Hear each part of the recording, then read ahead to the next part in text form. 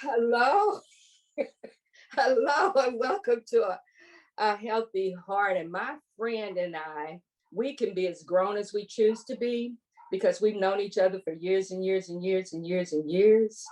And I love me some Kevin Dunlap. You may hear me call his real name, but I do what folks. But anyway, I love him. This man right here just grabbed my heart over maybe close to 40 years ago. You're gonna have to say how long.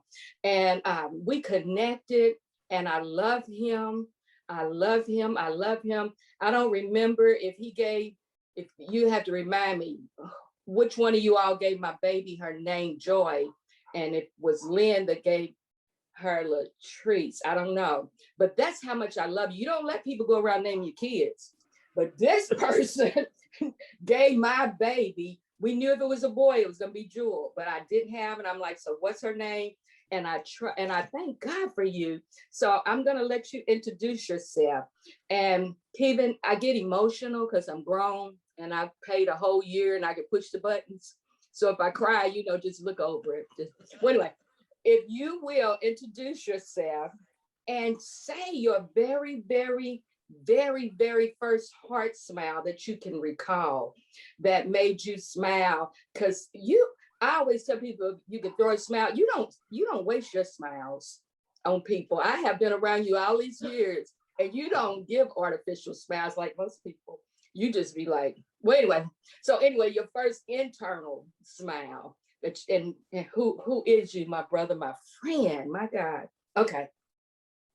Okay, thanks for the introduction, Charlene, but my name is Kevin Dunlap to the world. What Charlene was alluding to, and she has known me for, I think it's been 35 years now that we've actually known each other. And my actual given name is Kevin Dunlap. But most people call me Kevin professionally, and that's what I answer to, either one. So I am fine with that. And when I think back to some of the early years and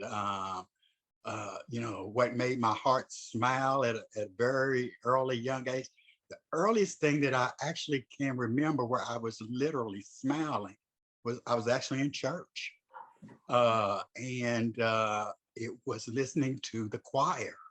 And I guess that's why to this day I love music. I love gospel music. And so I remember standing up in church, picked up a tambourine, never picked up a tambourine before in my life. And I'm just beating this tambourine and just smile, just looking and listening to the choir. Wow, praise God. Music does something to the heart, makes you think of how David, that music did with Saul. Well, anyway, yeah, music, man. And you've been in music forever and a day. What's the name of that choir? I used to say, oh, it's a whole bunch of them, but you seem like you fit in like you was an individual. And it was like all the people. What was the name of them people? So I've been in several choirs throughout my lifetime. And but I think the one that you're most familiar with, and I think I kind of recruited you and a few others to help us usher or do something. But that would have been the Greater Louisville Voices that was created in the city by Minister Kevin James and Frankie Raymore. So yes, so we yes, that was the group. Wow, that's deep. I didn't know Frankie because he was at our church for a while. I didn't know. Wow, yes. Man, Kevin, I'm gonna tell you something that you need to praise God. I didn't join because every time growing up, I would start to sing. Daddy would make me take a nap. He thought I was tired. But anyway, looking at our parents, my mama, you knew my mom, and no college education, but you talking about the wisest woman and so many bits of advice that she gave that I'm still living on. With your mom, I didn't have the opportunity to meet her, but I learned to love her the way you loved her. So is there any advice that your mom gave you that still benefits you to this day? Actually, there is, and I guess it wasn't until I became an adult into my own that I really realized, what that meant. But one of the things I always remember her saying is regardless as to how good or how bad it is, always tell the truth. Be truthful. And so I've taken that to heart. You know, be it good or bad, whatever the consequences are going to be, don't lie about it. It only makes it worse. Just tell the truth.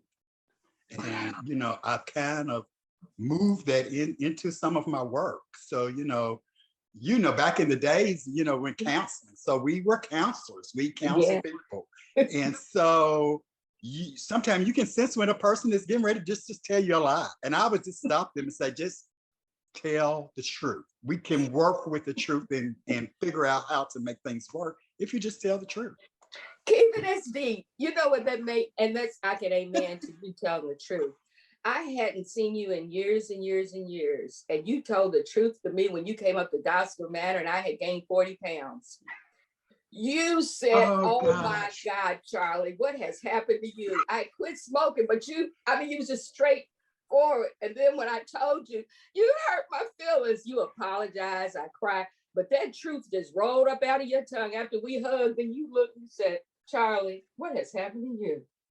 And I did apologize, and I do remember that incident. And I think sometimes, you know, when you tell the truth, you got to tell it in a way that the person is able to receive it. And that's one of the things that I'm continuing to work on. Even though I want to be truthful about everything, I do not want to hurt anybody's feelings. You And I do told me. not want to walk away from a situation knowing that I've hurt somebody. So that I'm a, I constantly work on that. Even to this day, I am still working on making sure that, that I'm not hurting people. that's one of the reasons I love you so much, even the more because I don't have to figure you out. If you say it, if you look it, if you speak it, you're gonna get the truth. Now, I praise God for that because it made me. I saw somebody else a few years later, and they were mean. They didn't say how they said it's two of you in one body, and I was like, man, I better be Oh, get wow. saved real quick because you don't know me like that. But anywho, okay, here we go. Oh, I love you so much. We can go there too. But how long have you been in the housing field? And I know you can, what was your first position in that career? And the next question, what's your position now? Because you're still, doing what you do to do what you do. And what you do first when you first got in? Okay, so